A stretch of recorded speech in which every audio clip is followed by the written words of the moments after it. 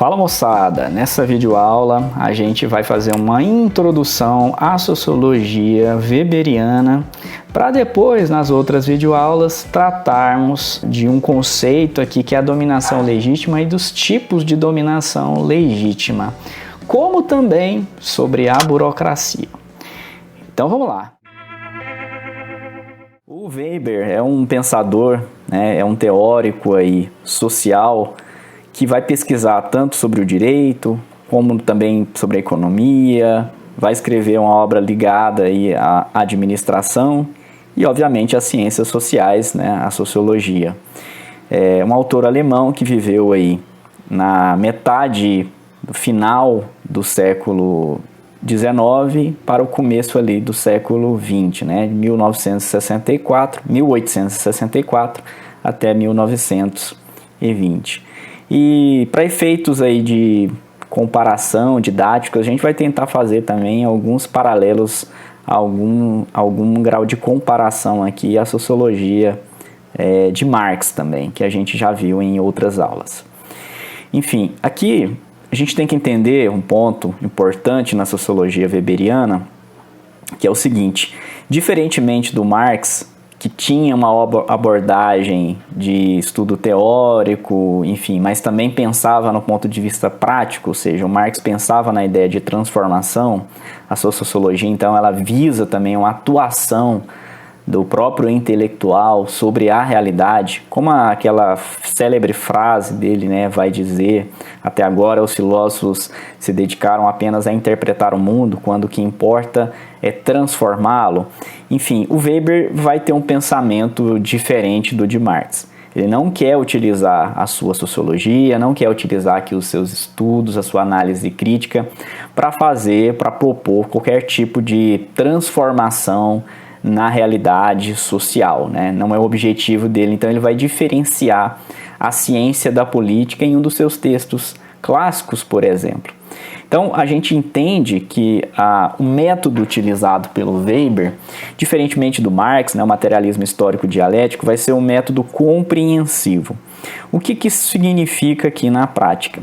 Significa que o Weber pretende extrair o sentido, o significado das relações humanas, das ações humanas. Isso significa que, enfim, não é só, você não age só, ou pelo menos ele não está tentando estudar dessa forma, pela o que a sua ação concreta realiza, mas também simbolicamente o que ela expressa. E a relação dos seres humanos, de um ser humano com relação a outro, vai ser, segundo Weber, seguindo um cálculo desse tipo.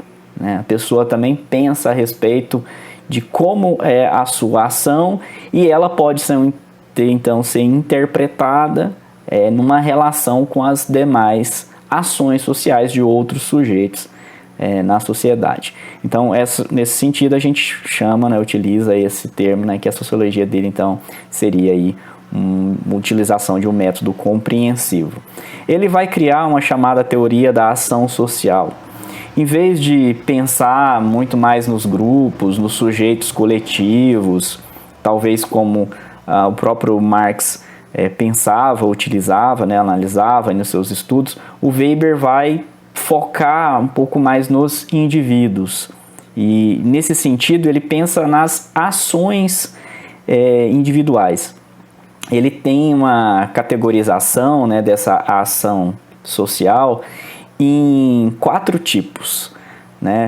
Você tem o tipo que é uma ação social direcionada ou relacionada a fins, em que você age pensando num cálculo do que você vai obter com aquilo fazendo, então você está orientado em relação a fins. Essa é uma ação racional.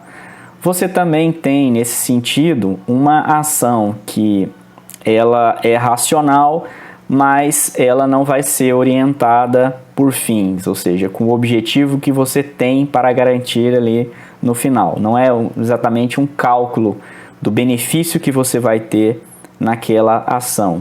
Mas, nesse caso, quando ela é racional e orientada por valores, ela, como o próprio nome já diz aqui, ela vai estar calcada numa ética, num determinado valor que você considera mais importante, mais essencial. Então, nesse sentido aqui, você age orientado aqui por valores. 2 exemplos disso.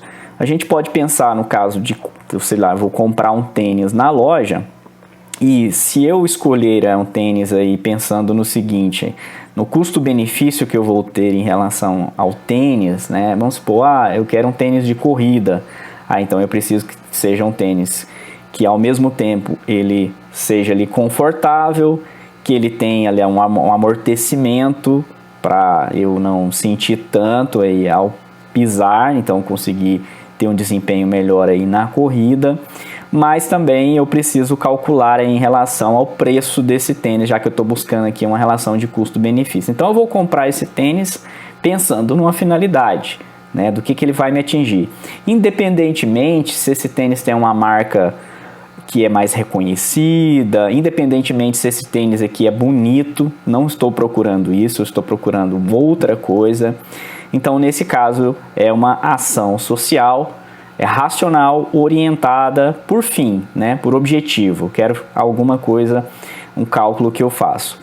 Quando ela é racional, mas ela não é orientada exatamente por fim, mas por valores, eu posso aí escolher um tênis agora sim por um valor estético, né? Estou procurando um tênis aqui que seja bonito. Então não necessariamente ele precisa ser o mais confortável, não necessariamente ele precisa ter um amortecimento, mas eu quero que seja um tênis aí, no caso, que é bonito. Então estou orientado aqui por valores estéticos, do que isso vai chamar a atenção nas pessoas e tal, de qual que impacto isso vai ter.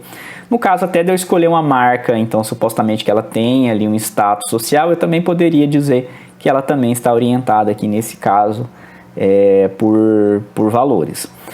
E há outros 2 tipos de ação aqui que ele vai colocar na sua teoria da ação social, que seria agora não mais racionais, mas talvez irracionais, que seria a ação agora afetiva e a ação tradicional.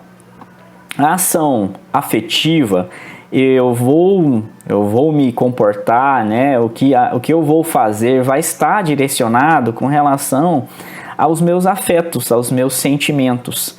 Então vamos supor, eu vou comprar um tênis e aí eu tenho, sei lá, uma sensação de simpatia com relação ao vendedor, né? O vendedor me tratou bem.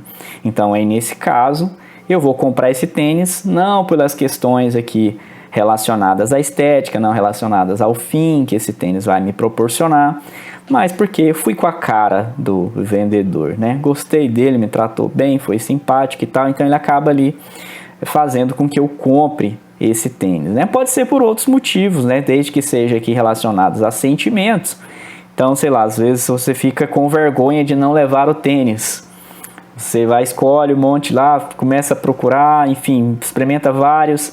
E aí você fica, ele se sente pressionado, não, tenho que comprar, já que eu fiz o cara perder o tempo dele aqui. Aí nesse sentido, é uma ação social, não racional, ela é uma ação afetiva, ou seja, ela tem aqui um princípio de orientação que são os afetos, os sentimentos. E no outro caso, o último tipo aqui que ele coloca na teoria da ação social seria uma ação social agora tradicional. O que significa tradicional? Eu sigo os costumes, eu sigo uma tradição. Eu sempre compro o mesmo tênis, vamos supor, né? Desde criança, desde adolescente, eu sempre compro o mesmo tênis ou da mesma marca, independentemente se hoje ele é visto como bonito ou não, se ele traz o menor custo-benefício, isso não importa. Ou então eu vou sempre naquela mesma loja para comprar tênis. Então, mesmo se essa loja não está oferecendo o tênis que está ligado a valores, afins, enfim, mas eu vou naquela loja porque já é um hábito, já é um costume, então eu vou lá comprar esse tênis. Aí nesse caso seria uma ação social tradicional, ou seja, ela repete algo que já aconteceu, ela é orientada aqui pelas tradições, pelos costumes. Isso aqui das ações sociais, a teoria da ação social, o Weber estabelece que é possível fazer dessa forma, pensar dessa forma, É claro que a realidade ela é muito mais complexa do que isso, muito mais plural, a gente tem entrelaçamento entre esses tipos de ação social, ou talvez alguma que nem se encaixe precisamente, exatamente em uma dessas aqui, mas isso seria um princípio da próprio conceito, da própria metodologia de trabalho do Weber, que é o chamado tipo ideal. O tipo ideal seria um construto mental, né, uma teorização feita pelo próprio intelectual que reúne ali características predominantes, digamos assim, de um determinado objeto e para poder servir como uma espécie de régua comparativa com a realidade. Você pode aproximar, você pode distanciar da realidade concreta, então, através aqui desse tipo ideal.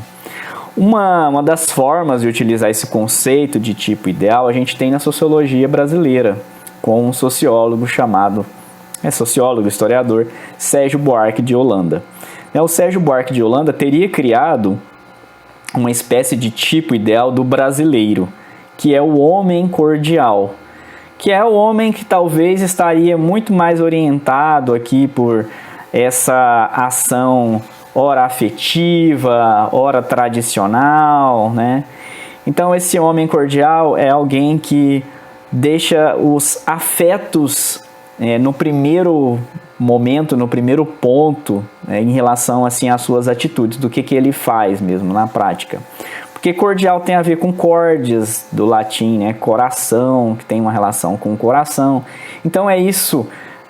Os afetos, né? O homem cordial, o brasileiro, então, do tipo ideal, da forma que o Sérgio Buarque de Holanda está pensando, ele é um homem aqui ligado aos afetos, então, portanto, ligado também à família, à vida privada. Isso poderia representar um problema, já que às vezes ele acaba confundindo, não conseguindo distinguir ou não querendo distinguir a diferença entre a esfera pública e a esfera privada.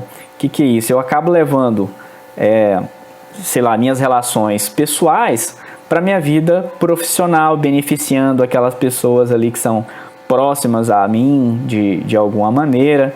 E aí a gente entra em toda a tipificação do jeitinho brasileiro e por aí vai, isso vai dar uma longa discussão na sociologia com outros autores, como Raimundo Fauro e também o Roberto Tamata e por aí vai.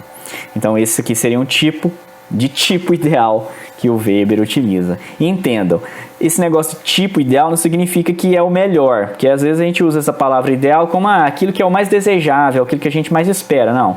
O ideal aqui no caso do Weber tem o sentido de ideia, né? Uma ligação com as ideias, porque obviamente ele é abstrato, é uma construção que o intelectual faz. Então, por exemplo, não é que o Sérgio Buarque estava dizendo que todo brasileiro é esse homem cordial, mas pensando numa ideia de pegar características predominantes, de pegar características que ressaltam, quase que um estereótipo mesmo, você utiliza e você acaba elaborando essa ideia aqui de homem cordial a partir de uma conceituação e de uma ferramenta metodológica próprio à sociologia do Max Weber. O Weber também vai pensar um chamado processo de racionalização dentro da modernidade. Ele vai entender que a modernidade, ela própria, se constitui por esse processo de racionalização. Ora, outra chamada de desencantamento do mundo. Entzauberung der Welt. Nossa, meu alemão é ótimo, né? Impressionante. O que é o desencantamento do mundo? É você deixar, pouco a pouco, perder a capacidade de explicar as coisas de maneira sobrenatural, de maneira mágica, né? De atribuir causas sobrenaturais aos fenômenos sociais. Isso seria, para o Max Weber, né, um tipo de desmagificação, um tipo de desencantamento nesse sentido. E a gente pode pensar num paralelo que ele mesmo próprio faz, da China antiga, onde você tinha lá um imperador chinês, que o poder dele estava muito baseado também na ideia de que ele conseguia fornecer explicações sobrenaturais, mágicas, a enchentes que aconteciam, a desastres naturais, e que o seu poder talvez ele abençoasse aí para que tivesse uma boa colheita nesse sentido. Então não vai se entender uma causa natural dos fenômenos da natureza. Vai se entender que isso seria algo mágico, algo divino, algo que se explica dessa maneira. Ou a própria peste negra na Europa medieval, ela também pode ser entendida, a forma como eles explicavam na época, uma forma aí de mundo encantado. Ou seja, por que as pessoas estão sofrendo daquele jeito? Por que está morrendo tanta gente? Porque Deus está castigando, porque as pessoas cometeram muito pecado. Né? Não vai haver então uma explicação racional, uma explicação lógica, né, com dados, e pensar nos problemas que havia lá naquela época, como por exemplo, né, com frio intenso as pessoas se aglomeravam em determinados lugares, que essa doença era altamente contagiosa, então até mesmo ali quando o padre ia fazer lá a extrema unção, ele acabava contraindo e passando para as outras pessoas na missa, né? Então tudo isso não era explicado porque havia ainda um encantamento do mundo, da forma como eram explicadas as coisas. E o processo de racionalização para o Weber, ele se dá aí na modernidade, ao longo da modernidade, em que cada vez mais a gente vai racionalizando nossos modelos explicativos e o mundo então ele vai ficando desencantado. E a gente vai nesse caminho aqui para a utilização da razão como o ponto central mesmo de ordenamento, de explicação, de construção e de organização, né, da nossa sociedade então moderna. As duas coisas estão diretamente ligadas aqui. O capitalismo, por exemplo, para ele seria também um processo de racionalização ligado aí à esfera produtiva. Uma religião que vai surgir, né, o protestantismo, dissidente do catolicismo, ele próprio já incorpora em si esse processo de racionalização que para o Weber, lá na corrente calvinista, estaria diretamente ligada, diretamente associada com o capitalismo, porque vai ter uma relação entre a ética protestante e o espírito do capitalismo.